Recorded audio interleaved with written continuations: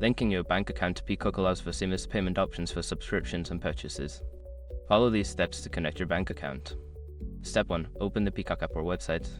Launch the Peacock app on your device or visit the Peacock website on your browser. Make sure you are logged into your account. Step 2. Go to Account Settings. Navigate to the Account Settings section. This is usually found by clicking on your profile icon or name in the top corner of the screen. Step 3. Select Payment Methods. In Account Settings, look for an option labeled Payment Methods or Billing. Click on this to access your payment options. Step 4. Add Bank Account. Choose the option to add a new payment method. Select Bank Account from the list of available options and enter the required information such as your bank's routing number and your account number. Step 5. Confirm and save. Review the information you've entered for accuracy. Once confirmed, click the Save or Link Account button to finalize the process. You may receive a confirmation message once your bank account is successfully linked. Now you're ready to enjoy Peacock with your bank account linked for easy payments.